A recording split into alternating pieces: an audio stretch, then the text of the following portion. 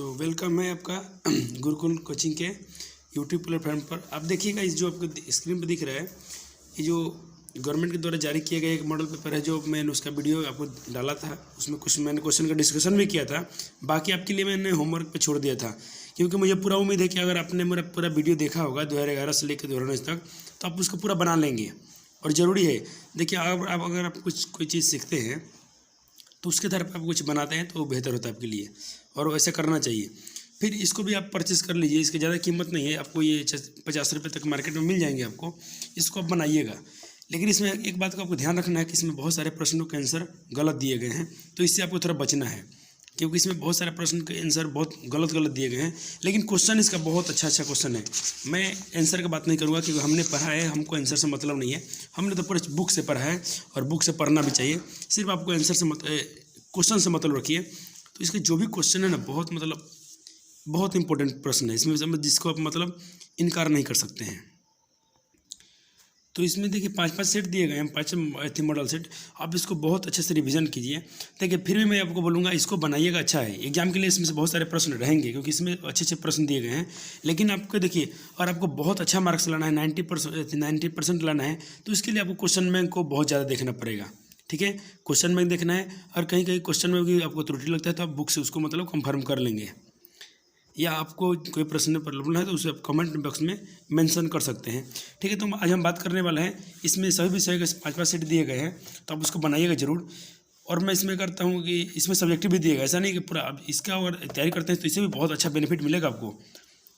5-5 set दिए गए हैं, 5 में ऑब्जेक्टिव हैं, और उसका सब्जेक्टिव भी क्वेश्चन दिया गया। सब मैंने क्वेश्चन को देखा बारीकी से, बहुत बेहतरीन प्रश्न को इसमें सिलेक्शन किया गया है। जहाँ तक मुझे उम्मीद है कि बहुत सारे प्रश्न इसमें से एग्जाम में रहेंगे। अगर आप इसको भी तैयारी कर लेते हैं तो आपको बहुत बेनिफिशियल होगा ये आपके लिए।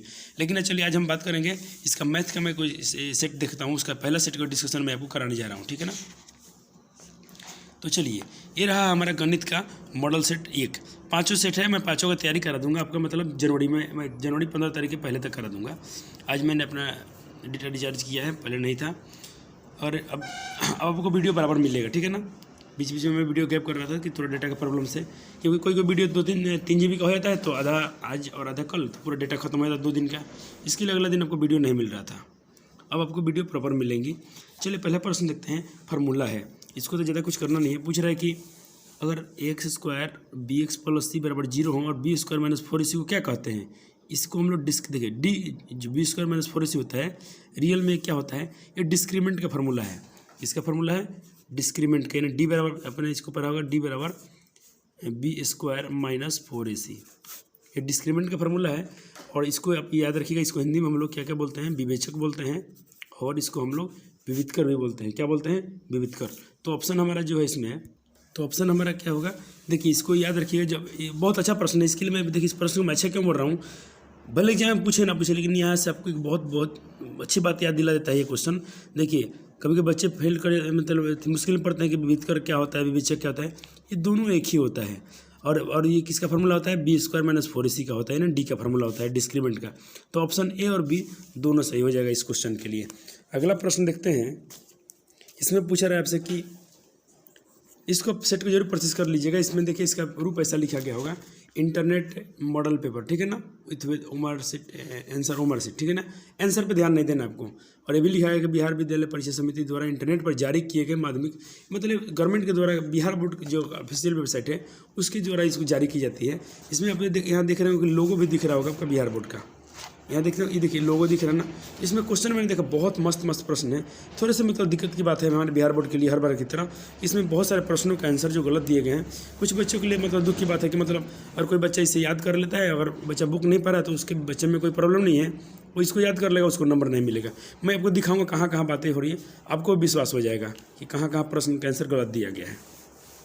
चलिए, ये जो फार्मूला है x² bx + c = 0 होता है, तो मूल समान होते हैं। तो हम लोग फार्मूला पढ़ते हैं दिखा समीकरण का, ये वाला -b + -√d/2a पढ़ते हैं ना एक फार्मूला। ये डी इसको हम लोग डी यहाँ रूट लिखा गया रूट में, हम लोग रियल में ये वाला फार्मूला पढ़ते हैं। एक ये भी फार्मूला आपने देखा होगा द्विघाती सूत्र का, x बराबर -b + √, यहाँ देखिए माइनस रहेगा, अंडर में रहती है b² - 4ac/2a। या पढ़ते हैं द्विघाती सूत्र। वही सूत्र तो है बस। ये बी स्क्वायर 4ac क्या होता है, इसी को तो डी बोलते हैं। तो ये लिखा गया माइनस बी प्लस माइनस, और इसको ना लिखे बी स्क्वायर माइनस 4ac ना लिखे क्या लिखा गया है, डी लिखा है डिस्क्रीमेंट और बट्टा में 2a। तो बस इसका आंसर जो हमारा हो जाएगा ऑप्शन सी। तो इस क्वेश्चन के दोनों का तो आंसर सही दिया गया है, बाकी मैं बात करूँगा कहाँ कहाँ त्रुटि है। चलिए ये प्रश्न जो है पूछ रहा है कि यदि विवेचक का मान B square minus 4ac less than zero, क्या पूछ रहा है कि B square minus 4ac less than zero, अगर हम डी निकालते हैं डिस्क्रीमेंट, उसका मान जो होता है बी स्क्वायर माइनस 4ac का जो मान आता है वो जीरो से छोटा होता है, तो क्या होता है, मूल काल्पनिक होता है। और दो याद रखिएगा, अगर ऐसा लिखता है बी स्क्वायर माइनस 4ac के मान यहाँ बराबर देता है, क्या देता है बराबर, तो हम लोग क्या याद रखते हैं, ये ऑप्शन ए समान। चलिए मैं इसको स्क्रीन से दिखाता हूँ। इसको तो आप लिख के ले लो, ये तो क्वेश्चन पूछना ही पूछना है आपसे, या तो लैंग्वेज चेंज कर दे, आपसे घुमा के पूछ ले या कैसे भी पूछे, ये तो पूछना ही पूछना है आपसे। देखिए डी का मान अगर हम निकालते हैं, अगर वो जीरो के बराबर आता है, कहने का मतलब डी बराबर क्या होता है, बी स्क्वायर माइनस 4ac। अगर जीरो के बराबर होता है तो इसका आंसर होता है मूल वास्तविक और समान होंगे, ठीक है ना। अगर हम डी निकालते हैं, ये पहला कंडीशन हुआ। दूसरा फार्मूला होता है इसका, अगर डी का मान निकालते हैं हम और जो वो आता है, अगर जैसे डी के मान होता है, डी का फार्मूला क्या होता है, बी स्क्वायर माइनस 4ac अगर लेस देन जीरो ऐसा पूछा गया है। अगर डी का मान जीरो से छोटा आ गया तो ये तो काल्पनिक हो गया, क्या हो गया, काल्पनिक, ऋणात्मक हो गया। इसको याद रखेंगे आप। तीसरा कंडीशन याद रखेंगे, अगर डी निकालते हैं, अगर बी जिसको डी बोलते हैं बी स्क्वायर माइनस 4ac को, बी स्क्वायर माइनस 4ac को, अगर इसका मान ग्रेटर देन जीरो, अगर ऐसा आ जाए, यानी इसका मान ऐसा आ जाए, मान लीजिए अपने सॉल्व किया, इसका मान आ गया 2, तो 2 क्या होता है, हमेशा जीरो से बड़ा होता है। ऐसा कंडीशन आ जाए तो समझ लीजिएगा, तो आपका वास्तविक और असमान आंसर आएगा, क्या होगा, वास्तविक और ऑप्शन समान, सी ऑप्शन हो जाएगा। लेकिन इस क्वेश्चन के अकॉर्डिंग इसका आंसर जो है बी है, क्योंकि यहाँ लेस देन जीरो बता रहा है, तो इसको याद रखेंगे लेकिन मैंने दोनों कंडीशन को और याद भी रखिएगा, जो ये वाला है, डी के मान बराबर तो मूल वास्तविक समान, और ये। चलिए इसमें बहुत सारा डिस्कशन होगा, इसको आप याद कर लेंगे, ये क्वेश्चन आपके एग्जाम में रहेगा 100%। चलिए अगला प्रश्न है, पूछ रहा है कि द्विघात समीकरण x square b x plus c के मूल वास्तविक और समान हो। देखिए मूल वास्तविक समान किस में होता है, इसमें होता है ऑप्शन ए। तो इसका कंडीशन मैंने क्या बोला था, डी के मान जीरो के बराबर आना चाहिए, यानी ऑप्शन ए आंसर हो जाएगा। देखिए इसी क्वेश्चन घुमा के पूछा गया है, लेकिन अगर इसका आंसर आप चेक करेंगे, देखिए क्या दिया गया है उसमें, क्या होगा आंसर इसका, ऑप्शन ए होगा। अब बुक में भी चेक कर लीजिएगा, ऑप्शन ए ही होगा। लेकिन देखिए इसमें सेट में क्या दिया गया आंसर, इसका क्वेश्चन सही है, आंसर गलत दिया गया है। मैं दिखा रहा हूँ आंसर इसका 4 नंबर का। देखिए 4 का आंसर क्या दिया गया है, बी आना चाहिए था क्या, ए। बाकी प्रश्न का आंसर सही दिया गया है। बीच बीच में कुछ क्वेश्चन का ऐसा इतना गलत आंसर दिया गया है जो आपको बहुत मतलब मुश्किल में डाल देगा। तो प्लीज़ मैं बोलूँगा कि इसको क्वेश्चन जो है बहुत मस्त है, इसके क्वेश्चन में मतलब बोले तो दूध से धुला हुआ है, मतलब क्वेश्चन में एकदम जो लाजवाब क्वेश्चन है, जो एग्जाम में आने की बहुत बड़ी संभावना है, और आएंगे यहीं से क्वेश्चन रहेंगे आपके एग्जाम में, इस बात को आप याद रखेंगे। लेकिन प्रॉब्लम इसका जो है ना, इसका जो आंसर में है, आंसर प्लीज़ इसको आप याद मत कीजिएगा। मैं आपको, आप थोड़ा सा इंतजार कीजिए, मैं सारे सेट के आंसर मैं करा देता हूँ, ठीक है ना। आप थोड़ा सा इंतजार कीजिएगा, लेकिन मैं समझाता हूँ, इसलिए वीडियो थोड़ा मेरा लंबा होगा, 2-4 पार्ट में डालूंगा, लेकिन मैं आपका पूरा 5 सेट का मैं वादा करता हूँ करा दूंगा, ठीक है। आप वहाँ से इसको करेंगे। लेकिन मुझे देखिए, मुझे नहीं लगता कि जो बच्चा मेरा 2011 से लेके 2019 तक का वीडियो देख लिया होगा, इस सारे सेट को बना देने की क्षमता रखता है वो लड़का। तो प्लीज़ अगर आप नए हैं तो एक बार जरूर सारे वीडियो को पहले देख लीजिए। और इस सेट में दम नहीं है, आप उसको धजिए उड़ा देंगे। सारे क्वेश्चन को मैं आपको बहुत क्वेश्चन कराया हूँ उसमें, और हर क्वेश्चन के आधार पर इसमें क्वेश्चन है, सेम वही क्वेश्चन है, ये सारे सेम क्वेश्चन है, सारे क्वेश्चन मैं करा दिया हूँ। सिर्फ आप वहाँ से पढ़ के देखिए।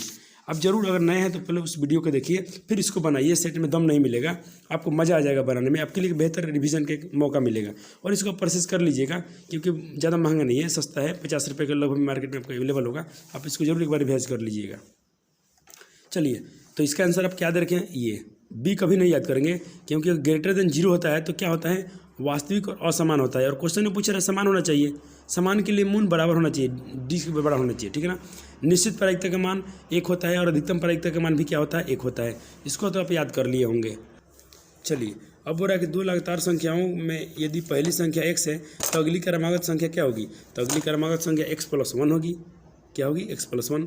दूसरी क्रमागत संख्या क्या होगी, x+2। तीसरा x+3। तो ऑप्शन बी राइट है। यहाँ पूछ रहा है कि वर्ग अंतराल यानी क्लास, देखिए इसको इंग्लिश में भी याद रखेंगे आप, क्लास इंटरवल 14 to 21 का रेंज क्या होगा, ठीक है ना। क्वेश्चन को आप इंग्लिश में जरूर पढ़ेंगे क्योंकि इंग्लिश आपको बहुत राहत देता है। पूछ रहा है इसका रेंज क्या होगा, ठीक है ना। तो रेंज हम लोग कैसे निकालते हैं, हमको दो संख्याएं दी गई हैं, हमको बोल रहा है कि 14 से 14 to 21 विच रेशियो, इनका मतलब इनका जो रेंज कितना है इन दोनों का। तो देखिए रेंज निकालने का फार्मूला क्या होता है, सबसे बड़ी संख्या माइनस छोटी संख्या, परिसर का फार्मूला होता है। तो छोटी संख्या ये है, बड़ी संख्या ये है, तो बड़ी संख्या माइनस छोटी संख्या, तो 14 21 में 14 गया 7 आया। तो ऑप्शन आपका इसमें हो जाएगा 7। तो ऑप्शन सी है, राइट है, और इसमें भी आंसर इसका सही दिया गया है। बहुत सारे प्रश्न सही है, लेकिन हम लोग इसको एग्जाम में मतलब जो जिसने बनाया है, जो भी जो सोल्यूशन किए हैं, उनको हम लोग मतलब दोषी नहीं से ठहरा सकते हैं, क्योंकि उन बहुत जल्दी में उन लोग को सेट जारी करना था। तो होता है थोड़ा जल्दी में इंसान का है, कुछ टाइपिंग में इधर उधर हो गया, तो हम लोग उसको क्वेश्चन सही दिए गए हैं, क्वेश्चन के लिए उनको हम लोग थैंक यू बोलेंगे, और आंसर के लिए भी मतलब बहुत सारे उन लोग मेहनत किए हैं। कहीं कहीं त्रुटि है तो हम लोग सुधार लेंगे, इतना नादान नहीं है कि हम लोग अब गलत सही पहचानने का मौका नहीं है यहाँ पे। चलिए, तो परिसर निकालने का फार्मूला में होता है बड़ी माइनस छोटी संख्या, तो 21 में 14 गया 7 आंसर हो गया। पूछ रहा है कि क्लास इंटरवल यानी वर्ग अंतराल 8 से और 22 का वर्ग चिन्ह क्या होगा। वर्ग चिन्ह का फार्मूला क्या होता है, देखिए इनका परिसर नहीं निकालना है। परिसर क्या होता है, अगर इसी क्वेश्चन का परिसर पूछते तो कैसे निकालते हैं आप, 12 में से 8 गया 4, ये आपका आंसर होता है। लेकिन ये आपसे पूछ रहा है कि इसका वर्ग चिन्ह क्या होगा, बहुत सिंपल है, दोनों को जोड़ दीजिए, 8 + 12 बट्टा में 2। वर्ग चिन्ह कैसे निकालते हैं, निम्न सीमा प्लस उच्च सीमा बट्टा में 2, 12 8 कितना हुआ 20 बट्टा 2, कितने बार में कैंसिल आउट होगा 10 बार में, तो इसका वर्ग चिन्ह क्या आएगा 10, क्या आएगा 10। देखिए थोड़ा ठंडी का मौसम है तो इसमें थोड़ा भी गले में प्रॉब्लम है, तो अभी तक आवाज़ आपको बहुत अच्छा नहीं मिल रहा होगा पहले जैसा, तो इसके लिए आप थोड़ा कंप्रोमाइज़ कर लेंगे इस बात को, लेकिन आपको पढ़ाई बहुत मज़ा आता होगा पढ़ने में, इसमें आपको कोई कमी नहीं मिलेगी। थोड़ी सी आवाज़ के लिए दिक्कत है, अभी थोड़ा है मौसम ठंडा, आपको भी पता है, तो इसमें थोड़ा आवाज़ अभी सही नहीं हो पा रहा है, ठीक हो जाएगा धीरे धीरे। तो इसका आंसर क्या हो गया सी। पूछ रहे हैं किसी समांतर श्रेणी की लगातार संख्याओं का योगफल ज्ञात करने के लिए हम फार्मूला क्या पढ़ते हैं, तो देखिए यही फार्मूला होता है, एस एन बराबर अपने फार्मूला पढ़ा होगा, एस एन का फार्मूला यानी ए पी का योगफल का फार्मूला होता है n/2 × 2a + n-1 × 2। फार्मूला तो भाई मेरे आप जरूर याद रखेंगे। चलिए अगला प्रश्न एकदम हलवा है आपके लिए, पूछा है सार्वंतर क्या होगा। मैं आपको बता दिया हूँ सार्वंतर कैसे निकालते हैं। कोई भी दूसरी संख्या से पहली संख्या हटा लीजिए, तो देखिए 15 में से 20 गया, 15 में से 20 गया -5, 5 में से 10 गया -5, 10 में से 15 गया -5, तो ऑप्शन डी राइट है इसका। अब पूछ रहा है कि यदि कोई रेखा किसी त्रिभुज की दो भुजाओं को समान अनुपात, देखिए 11 नंबर प्रश्न से पहले मैं आपको 12 नंबर का देता हूँ, क्योंकि यहाँ देखिए लॉजिक छिपा हुआ है। देखिए 12 पहले देख लीजिए, यदि किसी त्रिभुज की दो भुजाओं के समानांतर खींची गई रेखा, ऐसे में अपने पढ़ा हुआ है कि किसी त्रिभुज की दो भुजाओं के समानांतर, ये भुजाओं के समानांतर खींची गई रेखा तीसरी भुजा क्या करती है, समान अनुपात में बढ़ती है। अपने थ्योरी पढ़ा होगा थेल्स पर में थी, जैसे आपने नाम दिया होगा ABC। चलिए इसको यहाँ का देखिए, अब थेल्स पर में पढ़े होंगे 6.1 में और 6.2 में, दोनों थ्योरी आप देख लीजिए। आप NCERT में जाइएगा, 6.1 थ्योरी और 6.2 थ्योरम दोनों को आप याद कर लेंगे और इसको अच्छा से अभ्यास कर लीजिए, क्योंकि एग्जाम में रहते हैं दोनों 5-5 नंबर के लिए साबित करने के लिए, प्रूफ साबित करने वाले में। मान लीजिए कोई त्रिभुज ABC हुआ, हमारा ट्रायंगल क्या है, कोई ट्रायंगल ABC है। बोला कि इसमें सवाल पूछा गया था कि यदि किसी त्रिभुज की एक भुजा के समानांतर, कोई एक भुजा लीजिए, मान लीजिए कोई एक भुजा है, इसके समानांतर कोई रेखा खींच लीजिए, तो बोलता है कि खींची जाए तो वस्तु से अन्य दो भुजाओं के समान, जो अपने एक रेखा अपने समानांतर, इसे BC के समानांतर आपने कोई DE रेखा खींच दिया, तो बोलते हैं जो शेष दो भुजा है ना, ये वाला और ये वाला, आपने इसके समानांतर इसको खींच दिया, तो जो ये शेष दो भुजा बच गया, एक AB और BC, ये क्या करेगा ना, इसको ये क्या करेगा, समान अनुपात में बांट देगा, यानी क्या करेगा AD बटा में क्या करेगा DB बराबर AE बटा में क्या कर देगा EC। ये थ्योरी अपने पढ़ा हुआ है। तो ये क्या है, थेल्स पर में है, क्या है थेल्स पर में। तो ये क्वेश्चन का आंसर हो जो हमारा होगा 12 नंबर का आंसर जो होगा थेल्स पर में है। क्या है, थेल्स पर में है। ये किसने कहा था, ये थेल्स का पर में है। अब देखिए ये वाला बिल्कुल इनका अपोजिट है, यानी इनका जो विलोम है वो है। पूरा कि यदि कोई रेखा किसी त्रिभुज की दो भुजाओं के समान अनुपात में बांटती है, इसका उल्टा पूछ रहा है, यानी समान अनुपात में बांटती है तो वह तीसरी भुजा के समानांतर होती है, किसके अनुसार है, तो देखिए थेल्स पर में का ये हो गया, ये उनका विलोम है। क्या है, थेल्स पर में का विलोम है।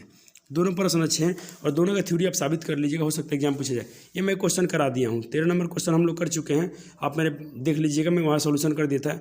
इसका आंसर क्या हो जाएगा 3600। क्यों होगा? क्योंकि आप देखिएगा, अब भाग दीजिए, ये तो देखिए पूर्ण वर्ग होना चाहिए, पूर्ण वर्ग तो 2400 है नहीं, ये पूर्ण वर्ग है नहीं, पूर्ण वर्ग में आपका फंसेगा एक 1600 और एक 3600। अब क्या कहें, पूरा भाज्य होना चाहिए, तो भाग दीजिएगा, 16 से काटिएगा, इसको कट जाएगा, 20 से कट जाएगा, लेकिन अब 24 से काटेंगे तो ये नहीं कटेगा, ये बोलता है पूर्ण भाज्य होना चाहिए, तो 3600 को आप इससे भी काटिएगा, इससे भी काटिएगा, इससे भी काटिएगा, ये कट जाएगा, लेकिन ये तीनों संख्या से ये नहीं कटेगा, तो इसीलिए इसका आंसर क्या हो जाएगा, डी हो जाएगा। इस क्वेश्चन का मैं सोल्यूशन पहले भी करा दिया हूँ, थोड़ा सा क्वेश्चन को नया कर दिया है। वहाँ हम लोगों ने शायद पढ़ा था कि 14 गुना था, यहाँ 6 गुना दिया गया है, दो संख्याओं का लोग तो उनके वापस 6 गुना है, वहाँ हमने 14 गुना पढ़ा था। वही क्वेश्चन है, आप उसी मेथड से बनाइएगा, आपका बन जाएगा सवाल। ये फ्री में इसका सोल्यूशन दिखाता हूँ आपको।